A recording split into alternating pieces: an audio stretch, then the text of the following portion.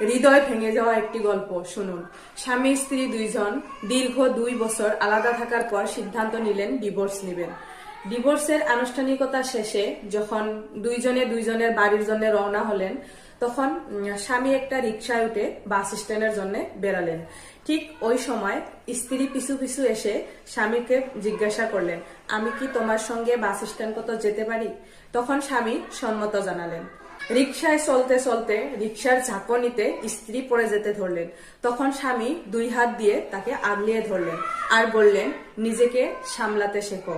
এই কথা শুনে স্ত্রীর চোখে পানি এসে গেলেন আর বললেন, এই 2টা বছর নিজেকে কিভাবে সামলিয়েছি একবারও কি খবর নিছ? তখন স্বামীও বললেন যে, তুমিও তো কোনোদিন খবর নেওনি। ঘুমহীন কতটা রাত কাটিয়েছি তোমার অপেক্ষায়। এরপর দুইজনে চুপ হয়ে গেলেন আর কেউ কোনো কথা বললেন না, কিন্তু দুইজনের চোখে দেখা গেল একরাশ অশ্রু।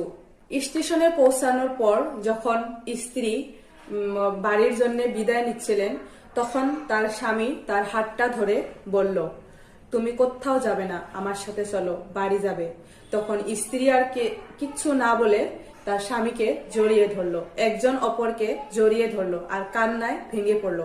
তখন সঙ্গে থাকা লোকগুলো অবাক হয়ে গেল। এর থেকে শিক্ষণীয় বস্তু এইটাই যে দূরে থাকবেন দূরত্ব বাড়বো, আর কাছে থাকবেন মায়া বাড়বো। স্বামী স্ত্রী ঝগড়া করলেই কখনো দুইজনে আলাদা হবেন না।